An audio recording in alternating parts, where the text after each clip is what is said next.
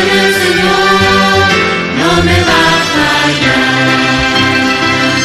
Puedo descansar,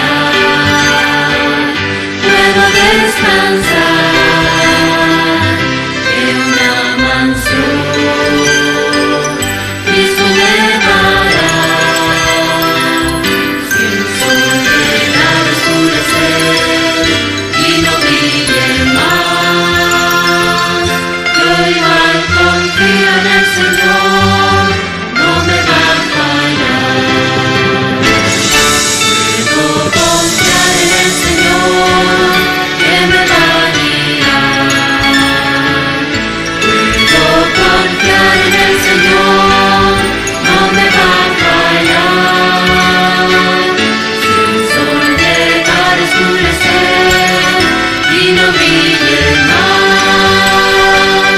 yo igual confío en el Señor, no me va a fallar. Puedo descansar,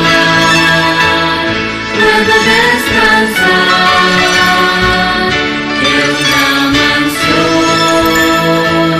Cristo me dará.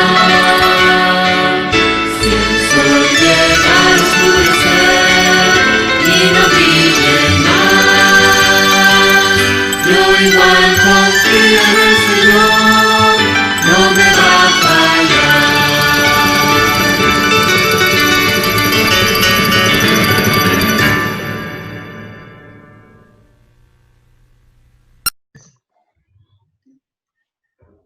Muy buenas noches, hermanos, una vez más reencontrándonos por este medio, un sábado más que Dios nos permite estar juntos. Y acabamos de escuchar una canción que solíamos cantar anteriormente, Puedo confiar en el Señor. Y esto nos da realmente una certeza, una confianza, una seguridad de que Dios siempre está presente en medio de nuestras aflicciones, pero está también presente después que pasamos los problemas. Y el día de hoy justamente vamos a hablar al respecto, basado en Hechos capítulo 4. Pero previamente vamos a orar. Y Josué, ayúdame en oración. Amén, hermanos. Vamos a orar. Por favor, inclinen sus cabezas en sus casas, en sus lugares, y vamos a orar. Señor Padre Santo, que estás en los cielos, gracias, Señor Padre Santo, por ese día que tú nos das. Gracias, Señor, por un día más de vida. Gracias, Señor Padre Santo, porque tú tienes el control de nuestras vidas. Señor, te pedimos esta noche que tú, Señor, obres en nuestra vida, que tú nos hables, Señor Padre Santo, por medio de tu Espíritu Santo. Muchas gracias, Dios, y todo te lo encomendamos en tus manos. En el nombre de Jesús. Amén. Amén. Así es. Entonces, el día de hoy vamos a ir a Hechos capítulo 4. Lo tienes la Biblia en mano, ¿verdad, José? Amén, amén. Aquí animar a los jóvenes también que tengan su Biblia en su mano para que puedan seguirnos con la secuencia. Así es. Jóvenes y todo aquel que pueda estar conectado nos ayudan a seguir la secuencia del estudio de Hechos capítulo 4. Pero previamente vamos a recordar un poco lo que vimos la semana pasada. La semana pasada hemos estado hablando de valor en medio de las aflicciones, en el capítulo 4 de Hechos. No lo debes recordar. Recordemos la escena y algunos principios de cómo tener una convicción firme en medio de las aflicciones. Recordemos que en el capítulo 3, Pedro y Juan habían sanado a un cojo de aproximadamente 40 años. Esto fue realmente impactante a la vista del pueblo, quienes reconocían el gran milagro realizado. Es así que el pueblo juntos se habían reunido alrededor de Pedro y Juan, y ellos aprovecharon el momento para predicarles el Evangelio de Cristo. Así es. Y mientras aún hablaban al pueblo, vinieron los religiosos, sacerdotes y saduceos, quienes resentidos le echaron mano para enjuiciarle el día siguiente. Esto nos deja un principio, Josué. Las aflicciones más intensas van a llegar cuando estamos activos en el servicio al Señor. Mientras que solo serán aflicciones naturales las que podamos afrontar en la vida por la naturaleza humana. El versículo 4 parece que cortaba la hilación a la historia. Pero en lo absoluto, más bien le da el cuerpo a todo el capítulo 3, a todo el capítulo 4 de Hechos en su primera parte. El verso 3 nos decía que Pedro y Juan pasaron la noche esperando al día siguiente para iniciar un juicio, lo que nos dice el verso 5. Sin embargo, introducido entre estos dos versos aparece el verso 4, que dice, pero muchos de los que habían oído la palabra creyeron, y el número de los varones era como de 5,000.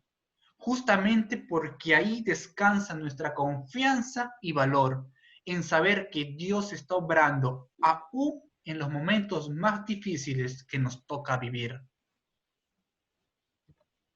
Esto es realmente sorprendente. Y ese valor se ve reflejado en el interrogatorio que les hacen a los apóstoles. Por supuesto, pero no es un valor que nace del hombre, sino del Espíritu, y claramente lo vemos en el verso 8 del capítulo 4, en el cual el Espíritu capacita de valentía para afrontar las acusaciones, la presión y poder dar respuestas asertivas para poder permanecer firmes y obedientes. Entonces, la semana pasada vimos cómo tener una convicción firme en medio de la aflicción. Primero, confiar en que Dios está obrando. Segundo, ser lleno del Espíritu Santo para dar respuestas valerosas. Y así podremos rechazar las falsas acusaciones que solo desaniman, recordar que el poder viene de Dios, confrontarnos y confrontar el problema con la palabra, seguir firme en la verdad que es Cristo. Finalmente debemos seguir siendo obedientes porque tenemos una autoridad mayor que nos ha encomendado un deber mayor. Todo para la gloria de Dios. Así es, Josué. Aún en las aflicciones, en las confusiones, tentaciones, no debemos callar. Es lo que busca el enemigo, callar el evangelio, pero también detener el crecimiento. Los problemas de la vida no deben detenernos, sino por el contrario, debe afirmar nuestra fe. Valor no es ausencia absoluta de miedo, sino firmeza aún en el temor. Una vez le hicieron una entrevista a Roberto Gómez Bolaños, el gran comediante Chespirito, y le dijeron por qué su héroe típico de la comedia era un héroe torpe, y por qué no era como los héroes de los Estados Unidos. A lo que él responde, no tiene sentido un héroe sin miedo, así cualquiera puede ser héroe. En cambio, mi personaje es un humano, con miedos y con temores, pero actúa a pesar de ellos. Eso es un verdadero héroe. Así también nos hace recordar a nosotros que si bien pertenecemos aún y estamos en la naturaleza humana, podemos ser llenos de un valor que proviene de Dios. Un valor diferente. Es así que vamos a ver, después de haber pasado por un problema, que aún nuestro cuerpo, nuestros pensamientos se encuentran algo alterados, nerviosos, asustados o confundidos.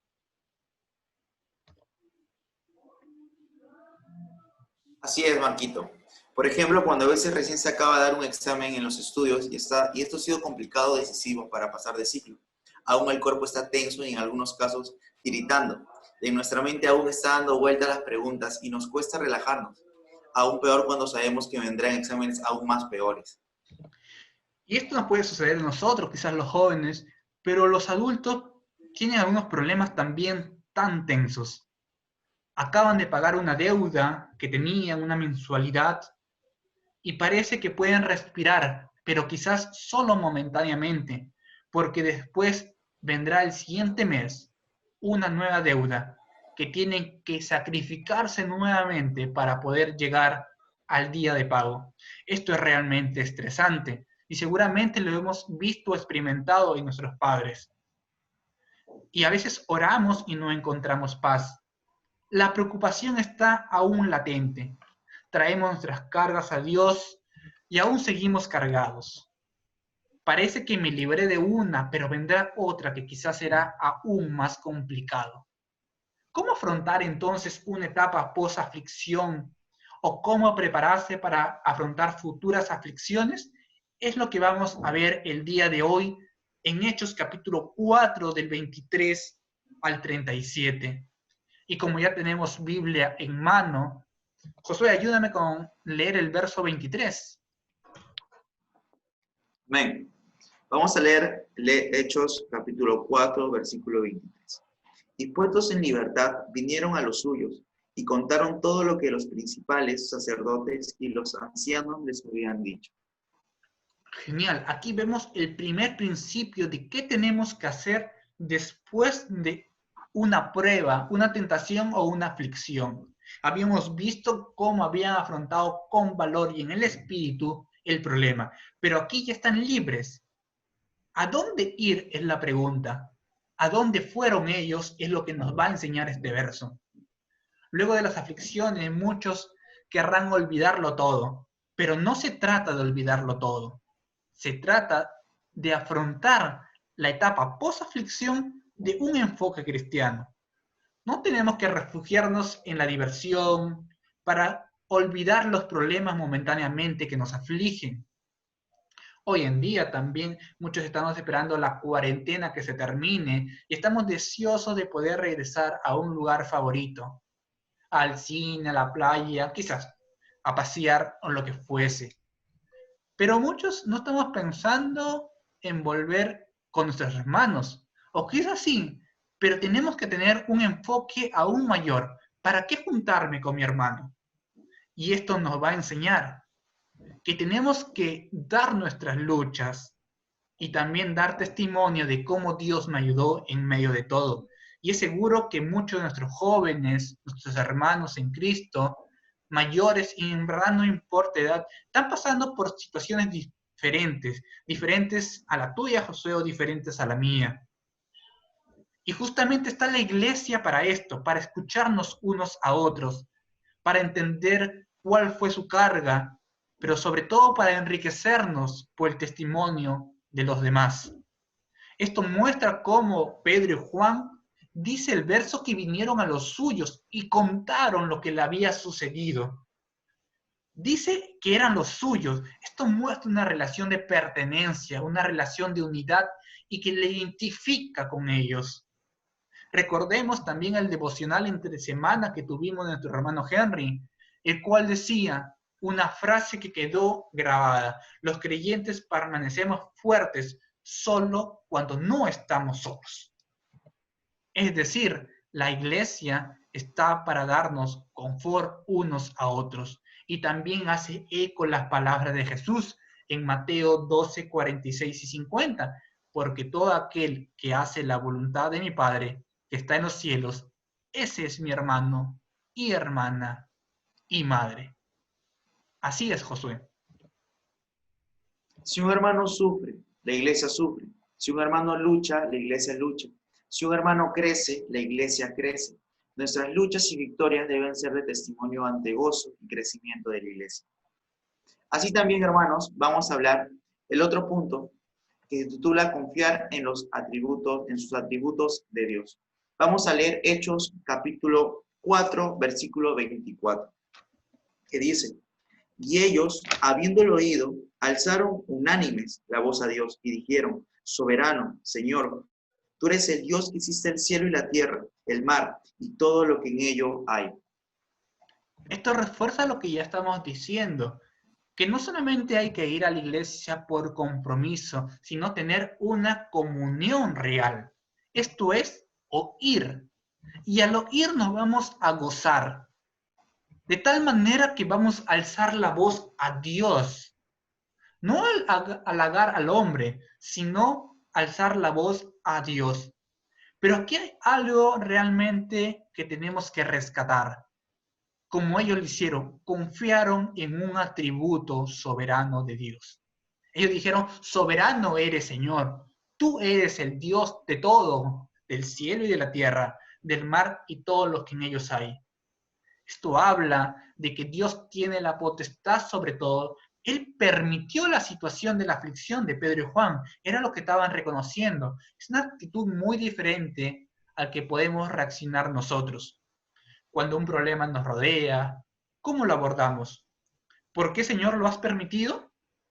Queremos siempre encontrar una causa a todo, pero sobre todo debemos estar confiados en un atributo del Señor. y venir a Él sabiendo que Él como Señor tiene el control y la absoluta autoridad. Él es el mismo Dios que con su palabra creó los cielos y la tierra y todo cuanto en ella hay. Así Job en 9:12 dice, he aquí, arrebatará, ¿quién le hará restituir? ¿Quién le dirá, qué haces?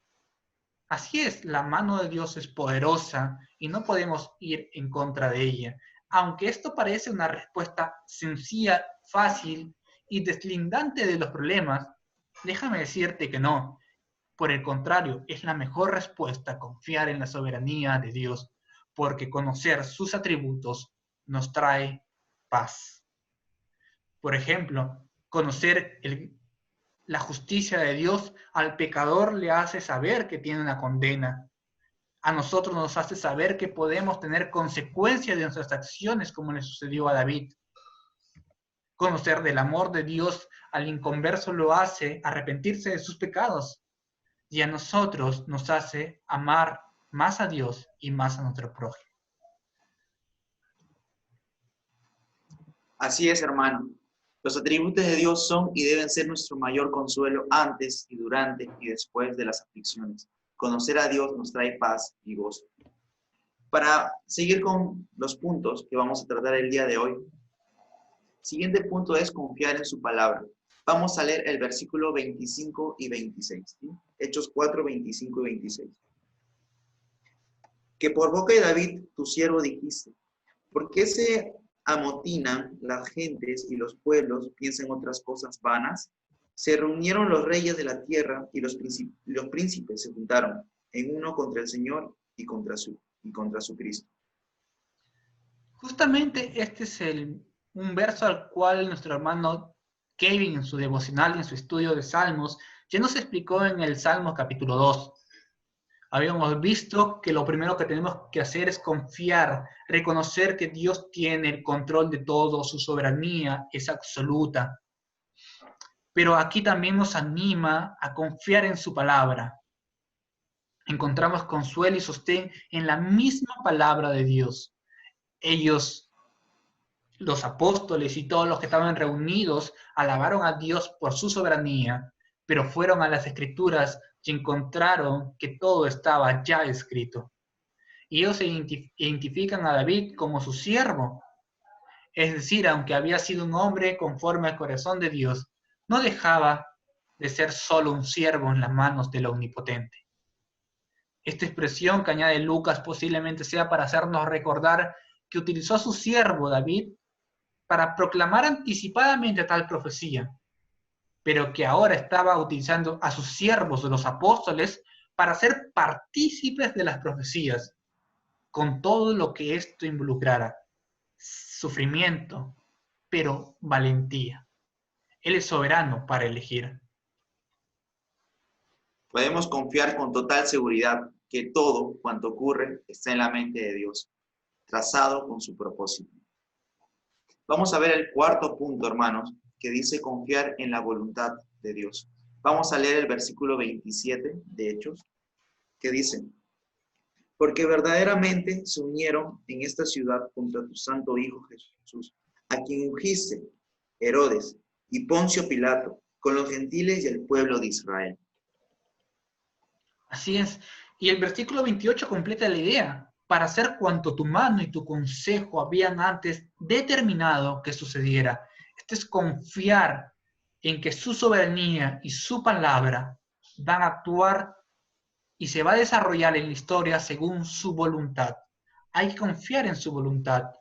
El 27 decía, porque verdaderamente su palabra es verdad. Su palabra se va a cumplir. Aquí no hay margen de error. Podemos dudar y haber márgenes hasta en las mismas ciencias o en los mismos números, pero con Dios todo es certero.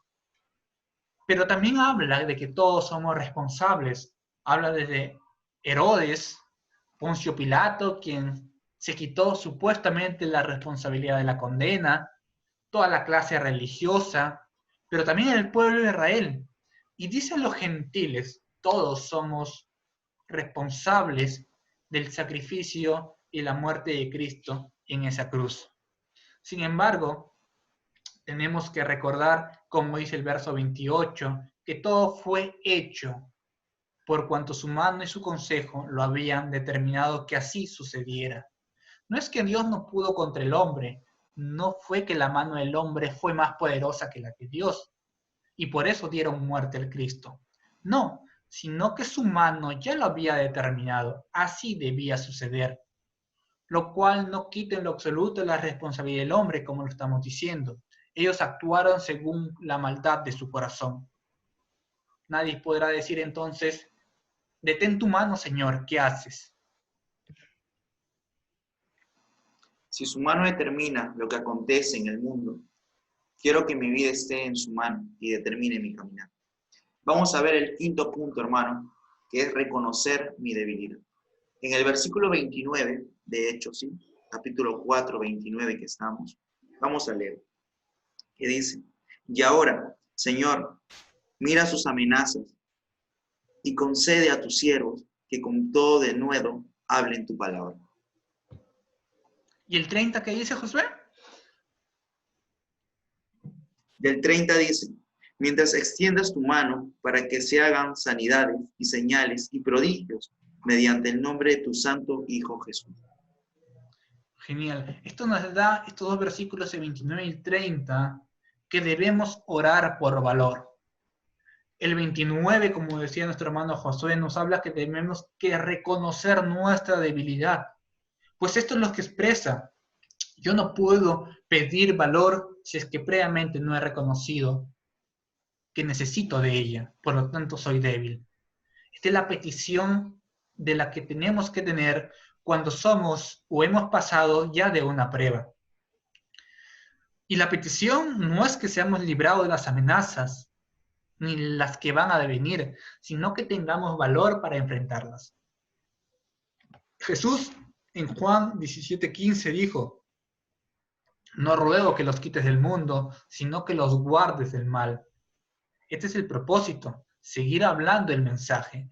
No podemos callar o silenciar a Cristo, aunque sea por algún tiempo.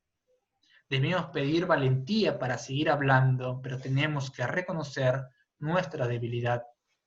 Por lo tanto, ¿qué se aprende de una aflicción? Pues mucho nos ayuda a depender de Dios, a reconocer nuestras limitaciones, nuestras debilidades, a buscar el valor en Dios, a saber que todo está bajo su control, a seguir firmes orando a Dios.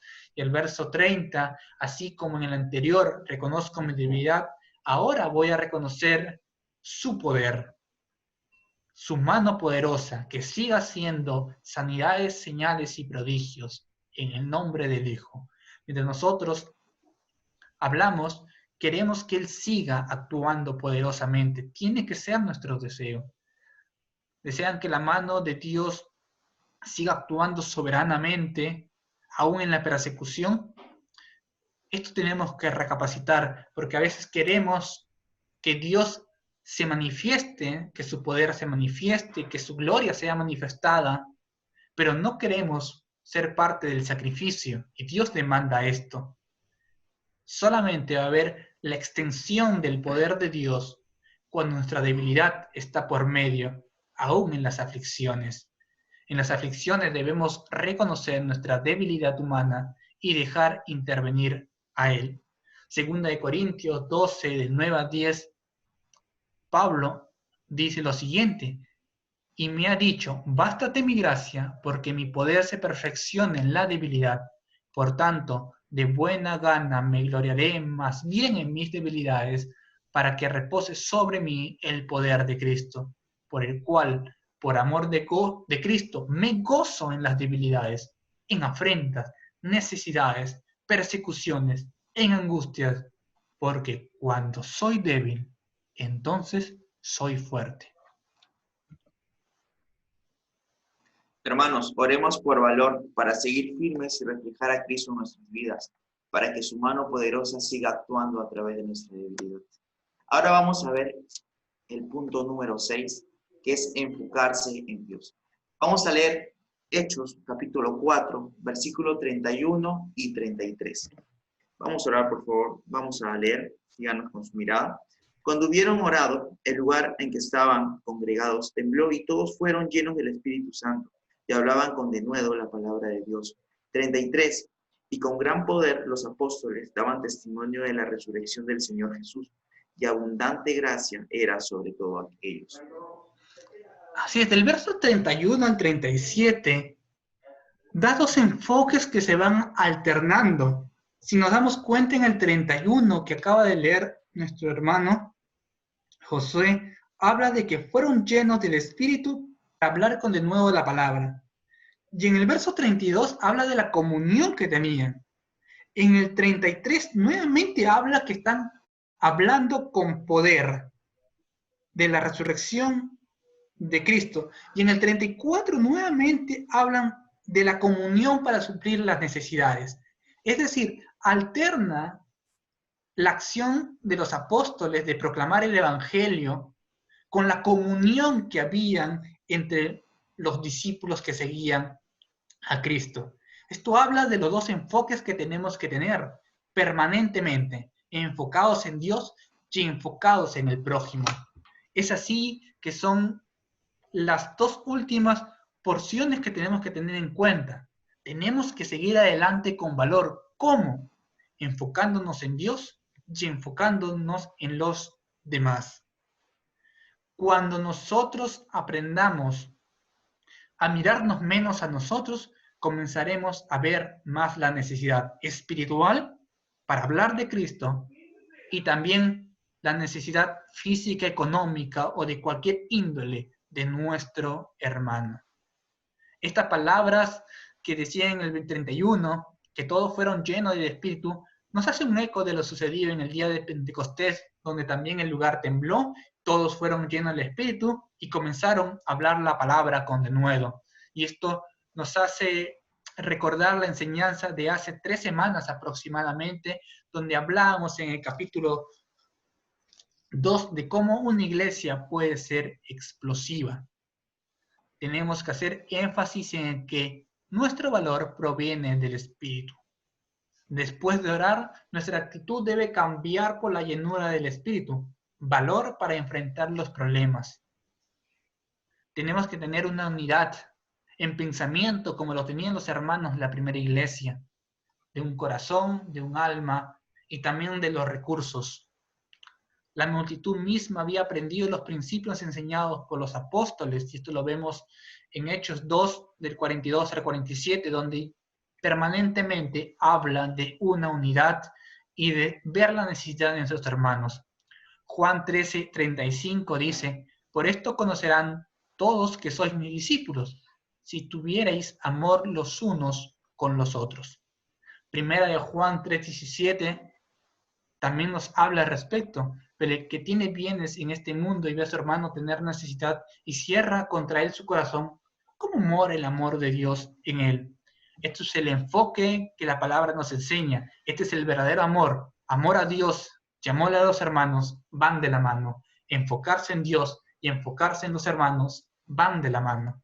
No hay que olvidar las necesidades de nuestros hermanos, porque cuando hacemos algo por nuestro hermano, lo hacemos para Dios. Así que si dejamos de dar a nuestro hermano, también dejamos de dar para con Dios. Y queremos terminar con 2 de Corintios capítulo 8. ¿Nos puedes ayudar, Josué, con la lectura de 2 de Corintios capítulo 8? 2 de Corintios capítulo 8.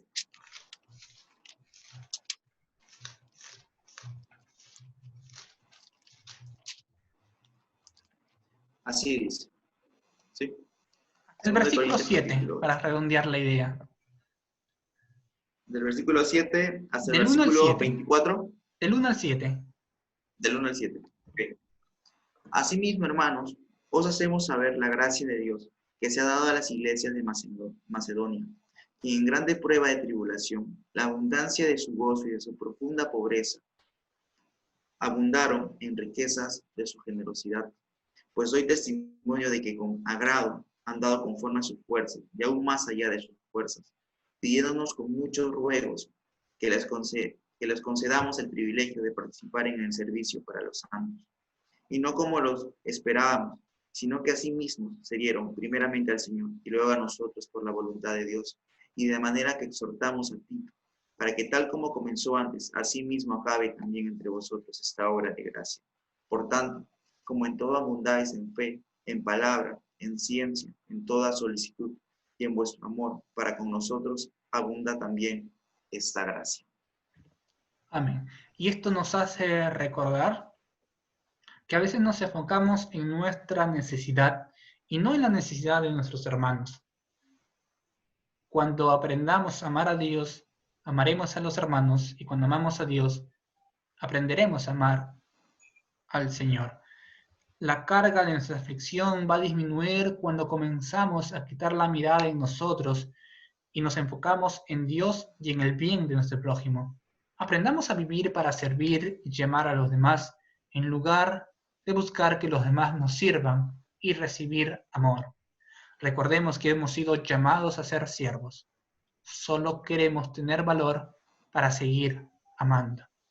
Entonces, hermanos, ¿cómo debemos afrontar la etapa post-aflicción y cómo tener una mirada firme para enfrentar una aflicción venidera? Cuando se acaben nuestros problemas, vengamos a nuestros hermanos para que sea de gozo común, para que sea de aprendizaje común. No lo olvidemos. Traigamos lo que nos aconteció para que todos aprendamos y nos gocemos juntos de la victoria que Dios nos dio. Alabemos los atributos de Dios, porque ahí está nuestra confianza, en saber que Dios sigue siendo Dios y que todos sus atributos siguen siendo perfectos, confiando en su palabra y confiando en que su voluntad se va a hacer, aún a pesar de nuestro sufrimiento. Además, tenemos que orar por valor, reconociendo nuestra debilidad y reconociendo su poder para seguir adelante con valor, enfocándonos en Dios y enfocándonos en los demás. Así que, hermanos, comunión, alabanza a Dios, oración por valor para seguir firmes en Dios y en ayuda de nuestros hermanos. Así enfoquemos cualquier tribulación que nos pueda acontecer. Vamos a terminar en oración y Josué, ayúdanos para terminar. Amén. Vamos a orar, hermanos. Señor Padre Santo que estás en los cielos, gracias, Señor Padre Santo, por esta palabra tuya. Gracias, Señor Padre Santo, por hablarnos, Señor Padre Santo. Gracias, Señor Padre Santo, porque aún, Señor, en nuestras aflicciones, tú estás con nosotros. Gracias por darnos, Señor, valor. Gracias por darnos, Señor Padre Santo, esta fuerza, Señor, para seguir adelante. Tú sigue orando a los jóvenes, a los adultos, a las personas que nos están viendo, Señor Padre Santo. Y todo lo que hacemos sea para tu gloria y tu amén. Todo lo dejamos en tus manos, en el nombre de Jesús. Amén. Amén. Así que, gracias por la meditación de esta mañana. Espero que podamos afrontar realmente las aflicciones que nos puedan venir de una manera bíblica, centrada en Dios, confiando en su voluntad, confiando en su palabra y en su soberanía, no queriendo que se nos olvide lo que pasó, sino venir en comunión con nuestros hermanos. Esto ha sido todo por esta noche, hermanos. Gocémonos en el Señor, que Dios nos bendiga y hasta una nueva oportunidad. Bendiciones.